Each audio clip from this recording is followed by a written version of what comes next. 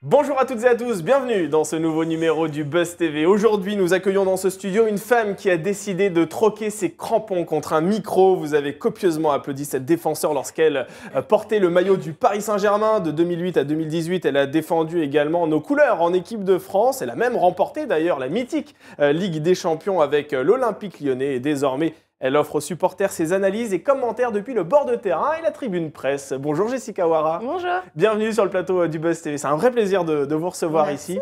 Alors Baby Foot, 9 mois dans la vie d'Amel Majri, c'est le titre du documentaire que vous avez réalisé. Il sera diffusé sur Canal+ Foot ce dimanche 5 février à 12h15. Vous y abordez le sujet de la maternité chez les footballeuses professionnelles. Déjà, première question, qu'est-ce qui vous a motivé à l'idée de faire ce film ? En fait, ce qui m'a motivée, c'est mon expérience personnelle. Ouais. Quand je jouais, j'étais l'une des seules joueuses en activité mariée en équipe de France notamment. Et tout le temps, on me disait « Allez, Jess, lance-toi, fais un bébé, sois la pionnière, sois la première, ouvre la voie. » Et j'avais peur. J'avais peur de plein de choses. J'avais peur de mon avenir, j'avais peur de ce qui allait être mis en place par le club. Est-ce que le club allait être accepté, pas accepté, la sélection, retrouver ma place, plein de craintes. Et donc, du coup, je ne l'ai pas fait. Je n'ai pas osé. J'ai eu mes enfants après ma carrière. Et Amel Majri a osé. Amel Majri, première internationale française à avoir un enfant en activité. Et en fait, je me suis dit, mais il faut qu'on la suive. Il faut qu'on fasse un constat, un état des lieux de la maternité dans le football féminin en France, mais aussi en fait, dans le sport féminin en général. C'est ouvrir des voies, voir ce qu'il en est, voir l'état et voir ce qu'on peut faire aussi, quoi. Alors c'est quoi l'objectif de ce documentaire? C'est vraiment un état des lieux ou bien c'est de dire aux femmes qui sont en activité professionnelle dans le monde du sport, allez-y, foncez, c'est possible de faire un enfant et d'être encore joueuse de football par exemple? Les deux, en fait les deux, c'est de démocratiser un petit peu tout ça, que les sportives, les footballeuses osent en fait. On le voit outre-Atlantique ou dans d'autres pays, c'est quelque chose de normal, de naturel, dans les pays nordiques notamment. Et nous, en France, il y en a encore trop peu, mais je pense parce qu'elles n'osent pas, comme je n'ai pas osé à l'époque où je jouais. Et donc le but, c'est de montrer que c'est possible, que c'est faisable, de montrer au club aussi que ça se fait, et que c'est tout à fait possible et que la joueuse est dans un état d'esprit très positif quand elle revient de tout ça. Et donc du coup, c'est de montrer ça, mais montrer aussi que c'est difficile, parce qu'on va le voir dans le documentaire avec Amel et avec les autres joueuses qu'on voit dans le documentaire, que c'est pas facile d'être maman, d'être joueuse et de retrouver son niveau. Mais voilà, que c'est possible et qu'il faut oser et qu'il faut le faire. Et c'est passionnant, c'est un beau sujet. On va poursuivre cet entretien dans quelques instants sur Figaro Live. On va bien sûr parler donc de ce documentaire, mais également de votre rôle de consultante sur Canal+. Mais tout d'abord, voici les news médias présentées par Sarah Lecoeur.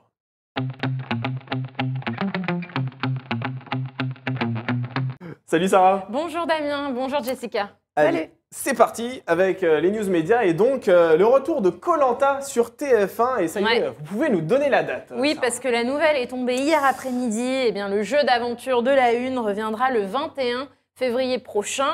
21 février qui tombe un mardi, car désormais, la Une préconise ce jour pour proposer Koh-Lanta aux téléspectateurs. Alors, baptisée le Feu Sacré, cette nouvelle saison sera intense, étonnante et surprenante, selon les mots de Rémi Faure, qui est le directeur des flux de la chaîne. Alors, c'est une saison pour laquelle Denis Brognard risque de ne pas vraiment promouvoir, puisque accusé de harcèlement moral par plusieurs personnes, il s'est récemment excusé publiquement. Est-ce que quand on est sportive, on rêve de participer à une émission comme Koh-Lanta? Oui. Mes nièces aimeraient que j'y participe, C'est vrai. mais dans cette saison, il y aura une footballeuse qui sera dans... Ah, c'est Oui, vrai et elle est parisienne. Elle joue à Fleury, elle est ex-internationale française. Ah oui. Elle est encore en activité, donc elle peut encore à nouveau être appelée. Ah oui, donc Julie de Bever, bientôt votre footballeuse. tour alors. Ah, pourquoi pas? Il y avait eu une spéciale sportif avec Taï Chris Ah notamment. oui, absolument. Donc vous demandez ça à la production Pourquoi de pas Koh-Lanta, de refaire une saison de sportif. Ah, pourquoi pas? En tout cas, on a une footballeuse qui joue encore, qui est en activité, qui est dans notre D1 Arkema et qui va faire 7 saisons de Koh-Lanta. Julie de Bever. Ah oui, là aussi, il faut bouger les murs parce que j'imagine que le temps d'entraînement est assez prenant. Faire Koh-Lanta, c'est aussi très compliqué en termes d'emploi du temps. Donc on a hâte de découvrir ça en tout cas. 21 février. Allez, on va terminer ces infomédias tout de suite avec le chiffre du jour, Sarah, c'est 825. Et oui, c'est en milliers le nombre de téléspectateurs rassemblés hier soir devant Face à Baba. C'est un nouveau numéro présenté par Cyril Hanouna avec Olivier Véran, porte-parole du gouvernement, en invité principal. Alors ça représente 4,6% de part d'audience. Il s'agit du plus faible score du talk show de C8. Alors le 20 octobre dernier, il faut rappeler qu'ils étaient un peu plus d'1 200 000 curieux devant le numéro qui accueillait Gérald Darmanin, ministre de l'Intérieur. Oui, absolument. Alors ce numéro d'hier était très largement consacré à la réforme des retraites. Les sportifs de niveau, c'est vrai, ne peuvent pas pratiquer leur discipline jusqu'à 64 ans, malheureusement, pour des raisons évidentes. Ça risque d'être compliqué, on va dire. Voilà. Alors après, néanmoins, pour un footballeur, c'est vrai qu'au regard du niveau de rémunération, il pourra encore vivre très confortablement plusieurs vies, mais pour une footballeuse, c'est beaucoup plus compliqué. Est-ce que ce sujet de la retraite, c'est une vraie inquiétude pour vous lorsque vous pratiquez ce sport? Oui, forcément, c'est un sujet d'inquiétude, dans le sens, en plus de ça, où il faut tout prévoir. Nous, avec à l'heure actuelle... ce qu'on gagne quand on joue au foot, il faut prévoir l'après-carrière. On a une vie avant, on a une vie après, il faut retravailler après, donc forcément, ça nous touche. Parce que ce que vous gagnez lors de votre carrière professionnelle sportive ne vous permet pas ensuite de vivre des jours heureux jusqu'à la fin de vos jours. Non, pour certaines, peut-être un peu, si elles font des bons placements, etc. Mais pour, on va dire, 90% des choses, non, il faut avoir quelque chose derrière. Ouais. Malgré tout, on constate quand même que le football féminin évolue. On voit que les matchs maintenant sont diffusés sur des grandes chaînes, Canal+, TF1 aussi. Est-ce que le niveau de rémunération augmente au fur et à mesure que la médiatisation progresse? Un petit peu. Moi, quand j'ai commencé, c'était pas mon métier, j'ai été professionnelle qu'à 25 ans. Donc on voit que ça permet aux filles aussi, petit à petit, de pouvoir en vivre. Maintenant, on est dans un championnat, la D1 Arkema qui est diffusée sur une autre chaîne Canal+, où toutes les joueuses ne sont pas professionnelles, toutes les équipes ne sont pas professionnelles. Et donc, du coup, ça pose un souci aussi d'équité entre les joueuses. On a des gros clubs, des locomotives, Lyon, le Paris Saint-Germain, où les joueuses sont totalement professionnelles et toutes les joueuses de la section bénéficient d'un contrat. Mais ce n'est pas pareil dans tous les clubs de l'AD1. Ouais. Vous-même, vous n'avez pas été professionnelle tout de suite? Non, j'ai dû travailler avant et j'allais le soir à l'entraînement. Pour aller en sélection, je prenais mes RTT, mes jours de congé au travail. Donc, non, c'est mieux. Il y a beaucoup de progression dans tout ça, mais il y a encore plein de chemin à parcourir. Et vous exerciez quelle profession parallèlement à votre carrière? J'ai fait beaucoup de choses. J'ai été secrétaire médicale, j'ai été éducatrice sportive, j'ai fait beaucoup de choses. Ouais. Ah oui, donc ça peut être aussi même physiquement compliqué. Quand vous êtes éducatrice sportive et que derrière vous devez en plus aller à l'entraînement, il faut conjuguer tout ça, ça doit pas être simple. Exactement, ouais. Mais bon, on l'a fait. Pour nous, c'était normal. À l'époque, c'était pas professionnel et pour nous, c'était quelque chose de totalement normal. Bon, en tout cas, vous allez vous intéresser à une belle cause, Jessica Ouara, dans un documentaire dont on parle tout de suite dans l'interview du Buzz TV.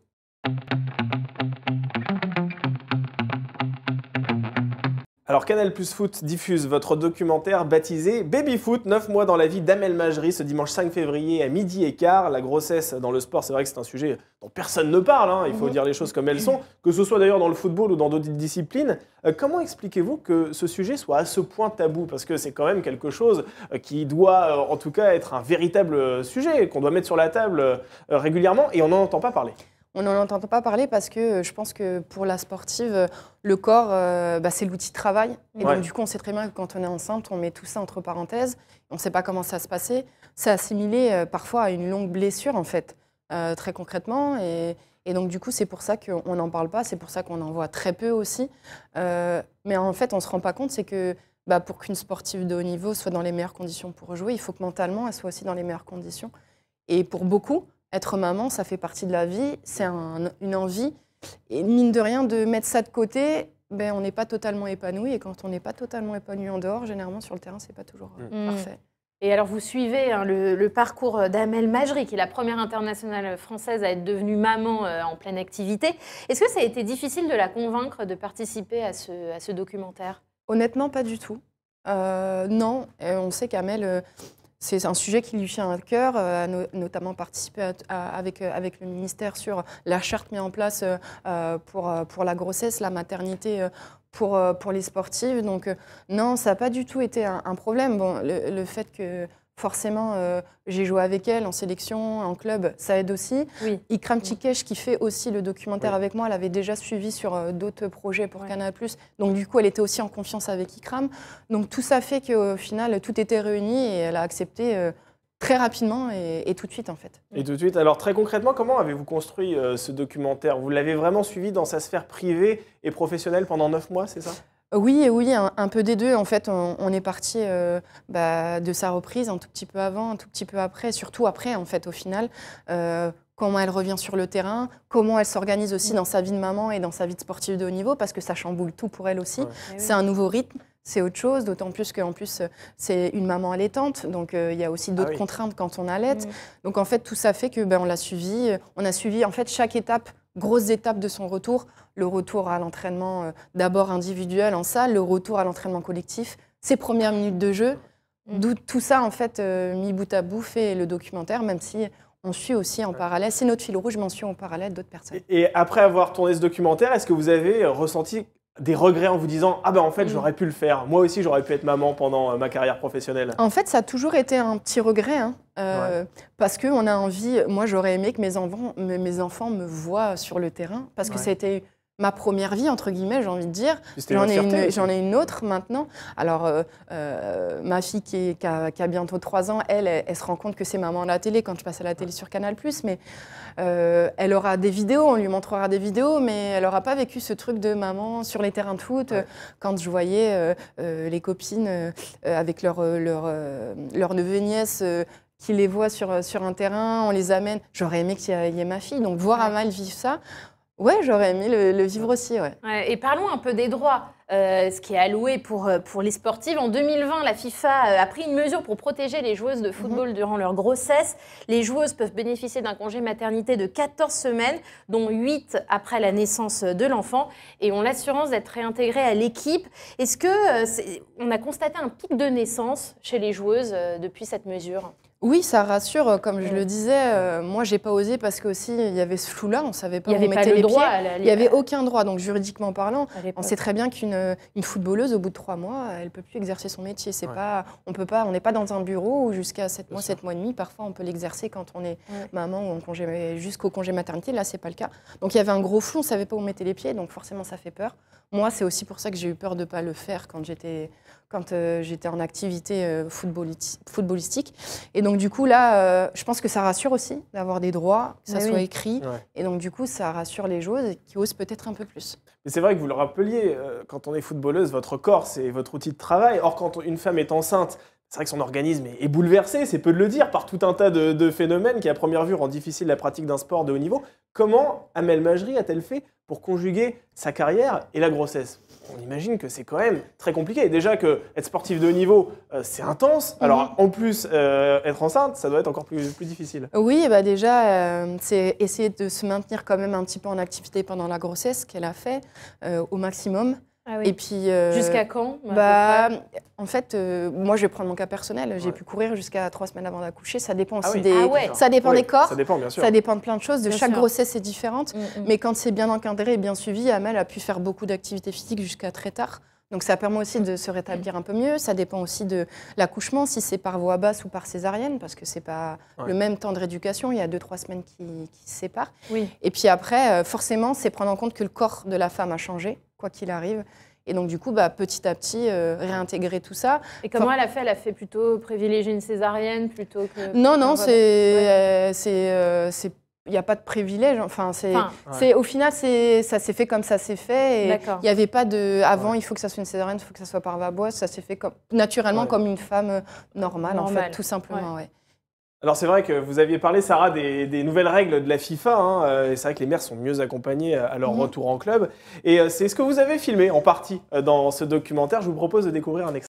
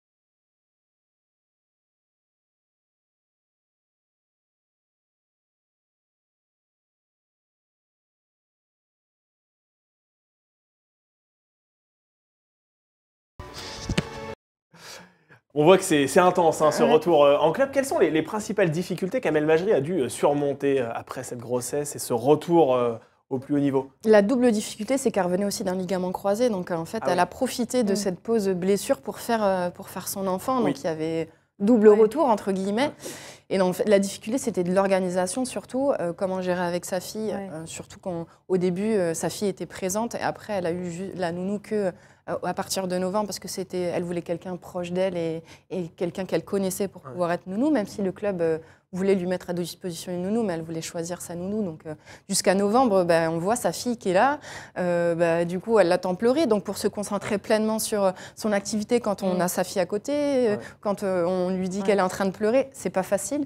Donc ça a été difficile pour elle. Et puis retrouver son niveau, parce que en fait, on a l'impression que tout va revenir vite, mais on se rend compte en fait que c'est difficile. C'est difficile de conjuguer les deux. Et d'ailleurs, c'est possible de revenir au meilleur niveau, à son meilleur niveau quand on vient d'avoir un enfant? Oui, c'est possible. On le voit. Amel en est un exemple. Elle a fait ses premiers pas avec l'équipe de Lyon il y a pas longtemps. On voit, il y a beaucoup d'exemples. À Fleury, on en suit. Il y a 3 mamans à l'équipe à Fleury, en Arkema, qu'on va voir aussi dans le documentaire. Elles ont repris le haut niveau, le plus haut niveau en France aussi, alors qu'elles sont mamans. On en voit aussi outre-Atlantique aux États-Unis, donc oui, c'est possible. Elles travaillent 2 fois plus, non, que leurs camarades ou... Non, elles travaillent comme quelqu'un qui doit reprendre après une blessure, même si je n'ai pas envie de comparer un enfant à une blessure, parce que c'est un heureux événement. Bien sûr. Mais en gros, on sait que physiquement, on perd, comme lors d'une blessure. Et donc, du coup, il faut qu'elle redouble d'efforts pour retrouver physiquement le niveau. Et puis après, ce qu'il y a à gérer, c'est le manque de sommeil, parce que les nuits de blessure sont compliquées. Et on sait très bien que la récupération... Dans le sport du niveau, c'est très important. Là, on mange quand on peut en manger, à l'heure qu'on peut manger parce qu'il y a l'enfant. Voilà, une vie de maman normale, en fait, tout simplement. Donc, il y a tout ça à prendre en compte. Là, je me mets à la place du téléspectateur qui a découvert cet extrait particulièrement émouvant et qui a envie de voir ce documentaire, mais qui malheureusement sera en train de partager un déjeuner avec sa belle-mère le dimanche à 12h15. Quand on peut le voir, ce documentaire, si on n'est pas devant sa télé sur Canal+, comme tous les documentaires, ça sera rediffusé plus tard. Et puis, dès l'instant où il y a un documentaire sur Canal, il est sur MyCanal, qu'on peut retrouver à tout moment, à chaque fois, comme n'importe quel documentaire. Donc, il faut juste aller sur MyCanal et puis aller voir ce documentaire dès dimanche après-midi. Alors, Jessica, vous avez pris votre retraite. Vous, c'était en janvier 2019. Qu'est-ce qui vous a motivé à l'idée de rejoindre les médias en tant que consultante? Alors, ça avait commencé quand je jouais déjà, quand j'étais en région parisienne, quand j'étais au PSG. Je faisais de la radio, je faisais un peu de télé aussi. Au tout début, si on m'avait dit que j'allais être dans les médias, j'y aurais pas cru il y a beaucoup d'années, parce que j'étais très timide. Et avec la sélection, obligée de faire des interviews, pas le choix. Et en fait, je me suis rendu compte que c'était bien, que j'aimais bien, que j'aimais parler de foot, que ça ne me posait pas de soucis. Et donc, du coup, petit à petit, le chemin fait. On m'a proposé des choses quand j'étais sur Paris. Et après, Canal est arrivé et voilà. Et vous faites beaucoup de choses. Vous êtes au bord du terrain parfois, vous êtes aux commentaires également en tant que consultante. Dans quel exercice vous vous épanouissez le plus ? La chance que Canal me donne, c'est de faire plein de choses différentes. Et c'est en ça que je m'épanouis aussi.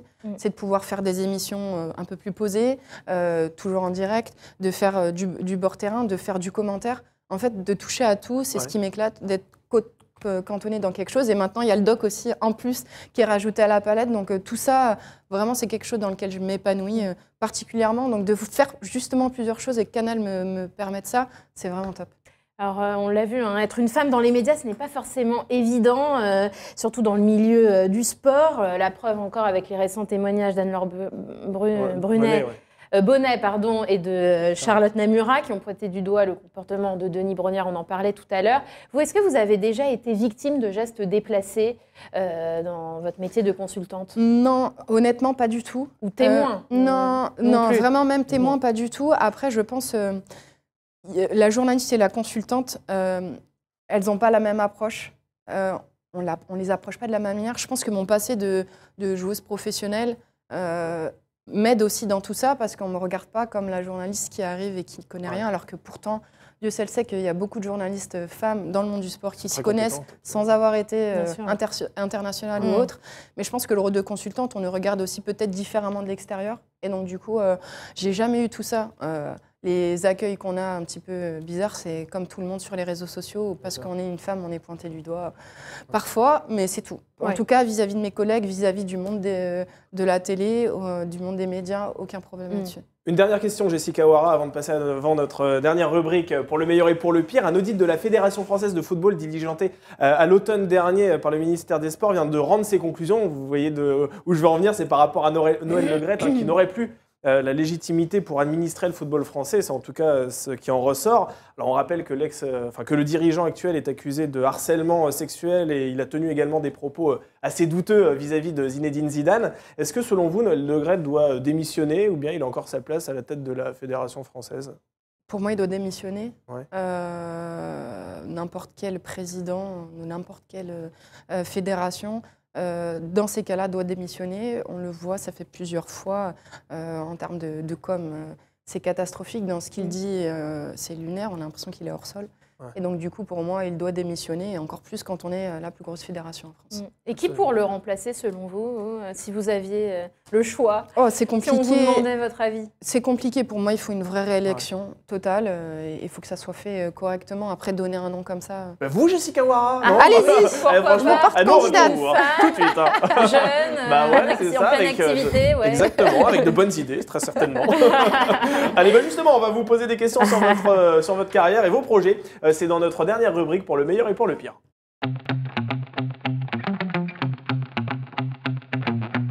Alors, on va vous poser quelques questions en lien avec votre carrière, bien évidemment. Déjà, quel est le meilleur souvenir que vous avez au cours de votre parcours, que ce soit comme footballeuse ou comme consultante? Mon meilleur souvenir, c'est d'avoir eu la chance de porter le maillot de l'équipe de France à Angers, au stade Raymond Kopa. Je suis d'Angers, j'allais avec mon papa, avec mon frère voir les matchs d'Angers quand ils étaient en Ligue 2 à l'époque, c'était quelque chose. Et là, de pouvoir porter le maillot de l'équipe de France sur ce terrain-là, devant toute ma famille, je pense que c'est la seule Marseillaise où j'ai eu les larmes aux yeux. Et alors j'ai gagné des titres et tout ça, mais je pense que ça, c'est le moment le plus magique de ma carrière. Ouais. Et quel est votre pire souvenir de carrière? Mon pire souvenir, la défaite en Ligue des Champions avec le PSG en 2015, ça a été très difficile à vivre.